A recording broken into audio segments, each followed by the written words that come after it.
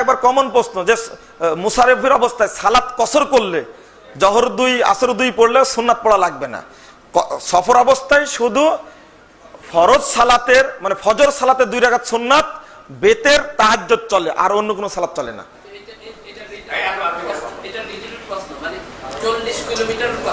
ওটা ভুল, 40-48 কিলোমিটার এটা নির্ধারিত নিয়ম নাই।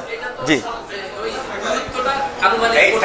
জি জি জি, এটা সফর অবস্থা যখন যাবেন তখন। হ্যাঁ, 20 টাকার তারাবির ব্যাপারে আমি শেষ কথা বলতে চাই। জি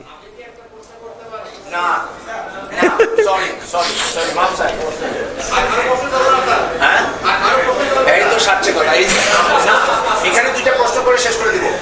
আমি লিখি না, আমাকে আপনি বলছিলেন যে আরো উপস্থিত প্রশ্ন থাকবে না, আমি এই কথা বলি নাই। কেউ সাক্ষী দিতে পারবে না।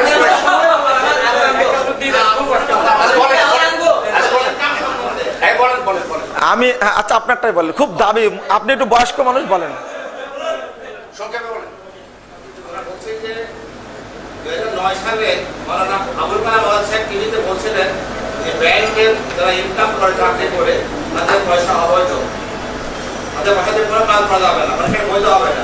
জি, আমার সেই প্রশ্নকে ওটা দিন ধরে নিই, কিন্তু টিভিতে ফলো করে বলেছিলেন, কিন্তু আমরা ধরে নিই যে ব্যাংক বিমা যারা ইনকাম করে পয়সা লেনদেন করে তাদের পয়সা দিয়ে সেইটা দায় হবে কিনা। আমরা এদের টাইম তো অনেক চলে যাবে, এটাতে অনেক টাইম চলে যাবে, কারণ এগুলো আগে সব ব্যাখ্যা, অর্থনীতির ব্যাপার, সব ব্যাখ্যা বুঝাতে গেলে আধা ঘন্টার সময় লাগবে। আমরা এই প্রশ্নটা অফ রাখবো, আমরা এই প্রশ্নটা লিখে দেননি। আচ্ছা আচ্ছা, এটা উনি যেটা বললেন আর কি বুঝারই বিষয়, নিঃসন্দেহে এটা আবুল কালাম আজাদ নিঃসন্দেহে এক বাক্যে উত্তরটা দেননি, বুঝিয়ে বলেছেন এটা। কারণ যেখানে সুদ লেখা হয়, সাক্ষী রাখা হয়, এটা সুদি কারবার যেখানে থাকে সেটা হারাম, পরিষ্কার। আমরা বলে থাকি এটা, আমরাও পরিষ্কার এই কথাটাই বলে থাকি। এই রুজি হালাল হবে না এই মর্মে সকল উলামা একরাম একমত। আমরা শেষে এতটুকু বলি যে ব্যাংকে আপনি চাকরি না করে, বাংলাদেশের কত পার্সেন্ট লোক ব্যাংকে চাকরি করে? কত পার্সেন্ট লোক? 1%? না না, তাও হবে না, 0.05 05 বলে 50, আমার মনে হয় না, আরো কম হবে।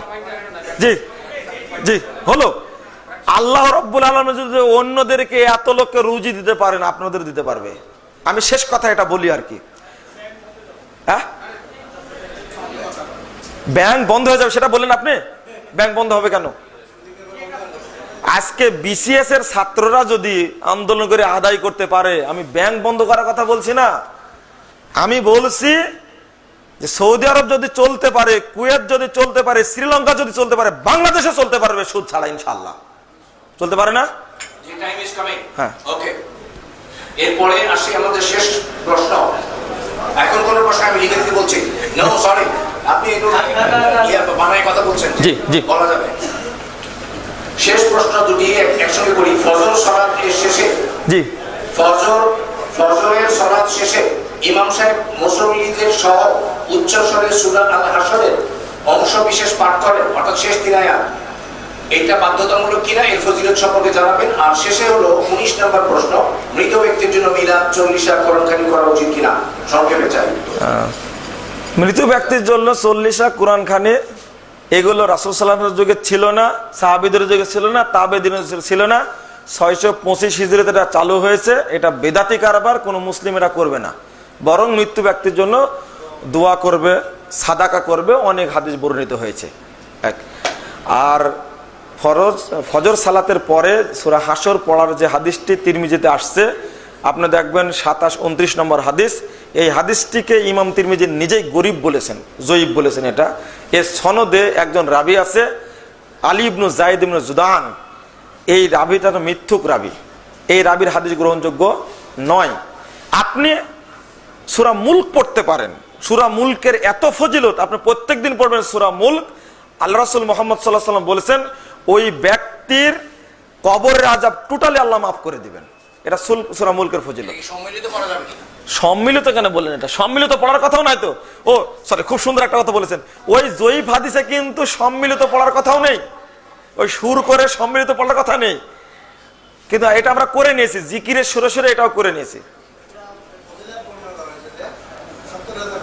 জি জি জি জি জি জি জি হ্যাঁ হ্যাঁ ওই হাদিসের মধ্যে আছে। জি হ্যাঁ, ওটা ঠিকই, ওই একই হাদিস।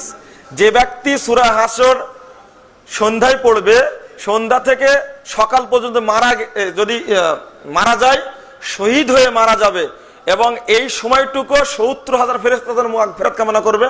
আবার সকালে যদি পড়ে, ফজর পড়ে, আবার সন্ধ্যা পর্যন্ত ওই ব্যক্তির জন্য ৭০,০০০ ফেরেশতা মাগফিরাত কামনা করবে। যদি মারা যায় এই সময় শহীদ হয়ে মারা যাবে। সুবহানাল্লাহ বলেন না। এই হাদিস হলো জয়ীফ হাদিস, যেটা বললাম ওই হাদিসেরই অংশ। এই হাদিস আমল করা যাবে না। মানে উনি নিজেই জয়ীফ বলছেন এটা। জি জি জি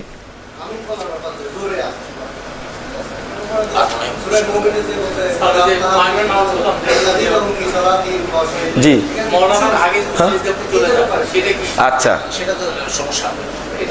আমি যেটা বলছি আপনাদের, আপনি যে অনেক ঘুরে প্রশ্নগুলো করছেন আর কি, আমি আপনাকে না অনেক ঘুরে প্রশ্ন করছেন আপনি, আমি আপনাকে বলছি যে কিছু বই পড়েন আপনি। যেমন এই কথাটা বলছেন, আমি বলছি যে এই আয়াতটা নাজিল হয়েছে কার প্রতি? আল্লাযীনা ফি সলাতিহিম খাশিউন, হাদিস আয়াতটা যে আসছে সূরা মুমিনুনের মধ্যে, আয়াতটা নাজিল হয়েছে মুহাম্মদ সাল্লাল্লাহু আলাইহি ওয়াসাল্লামের প্রতি। তো সেই নবী সালাতে আমিন জোরে বলেছেন, তাহলে সমস্যাটা কোথায় হলো? আচ্ছা, আমিন বললে কি সালাতে খুশু খুজুর, হ্যাঁ আসতে বললে কি হবে না? জোরে রাসূল বলেছেন, জোরে আপ বললে কি হবে সেটা বলেন।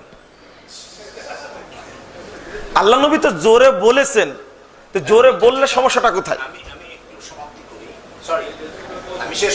আচ্ছা ঠিক আছে, আসতে বলার দলিল নাই যে ভাই, আপনি যে বলছেন, আমি তো আপনার কথাটা ক্রিয়েট করব। আমি আবারও কথাটা বলছি, আপনি বিরোধিতা বললেন কেন? আপনি যে আয়াতটা নাজিল হয়েছে আল্লাহ রাসূলের প্রতি, আর সেই রাসূলই সালাতে আমিন জোরে বলেছেন। বলেছেন কিনা আল্লাহ রাসূল জোরে? না না, বলেছেন কিনা আল্লাহ রাসূল জোরে? জোরে বলেছেন, তাহলে বলতে হবে। হ্যাঁ হ্যাঁ, এটা প্রমাণ দিতে হবে। হ্যাঁ, প্রমাণ দিতে হবে যে এই আয়াত দ্বারা মানসুখ হয়েছে। যেমন ওইটা দিলে হবে না, যেমন রফুল আদান হাদিস মানসুখ করলেন, হ্যাঁ আমিন বলাটা মানসুখ, এটা দলিল পেশ করেন। তাহলে মানসুখ মানে রহিত, তাহলে কেউ রহিত করেছে কোথায়? একটু বসেন, খাশিউন, আপনি শুনুন, এইটা একটু দাঁড়ান প্লিজ। আপনাকে বলছে একটা জিনিস, এই আল্লাযীনা হুম আন সালাতিহিম খাশিউন, এই আয়াতটা দ্বারা বোঝা যায় যে মানসুখ হয়েছে। এই কথাটা কি আপনি বললেন, আপনার বুঝ এটা, না রাসূলের বুঝ, না সাহাবীদের বুঝ? এটা বলেন দেখি। আমি প্রশ্নটা ক্লিয়ার করি। উনি আয়াতটা দ্বারা বলতে চাইলেন, থামেন, এই আমি বলছি এই আয়াতটা দ্বারা বুঝাতে চাইলেন আপনি, না বোঝাতে চাইলেন যে এই আয়াতটা দ্বারা আমিনটাকে মানসুখ করা হয়েছে, এই বুঝটা আপনার, না রাসূলের, সাহাবীর, না তাবিঈর, না মুহাদ্দিস উলামায়ে কেরামের? কোরআন বুঝতে হবে যেভাবে বুঝেছেন রাসূল সাল্লাল্লাহু আলাইহি ওয়াসাল্লাম এবং সাহাবায়ে কেরাম। আপনার মতো বা আমার মতো আমি বুঝলে হবে না। জি হ্যাঁ, এই কোরআন আল্লাহ রাসূল বলছেন, সহিহ মুসলিম 118 পৃষ্ঠার হাদিস, মানে আল কোরআন হুজ্জাতুল্লাক আও আলাইক, কোরআন তোমার পক্ষে হবে অথবা কোরআন তোমার বিপক্ষে হবে। দেখেন, এই কোরআন দ্বারাই বিভিন্ন জন বিভিন্ন দলিল নিয়েছে। যারা বোমা হামলা করলো না, তারা কোরআন দ্বারা দলিল পেশ করে, ইনফিরু খিফাফা ওয়া সিকালা ওয়া জাহিদু, সূরা 41 নম্বর আয়াত সূরা তাওবার, তোমরা ছোট বোমা মারো আর হালকা বোমা মারো। অর্থ কোন? এটা তাবলীগের ভাইয়েরা অর্থ করেছেন এটা যে ছোট পুটলা আর বড় পুটলা উভয় না বেরিয়ে যাবে। এটার অর্থ দুইটার কোনোটাই তো না।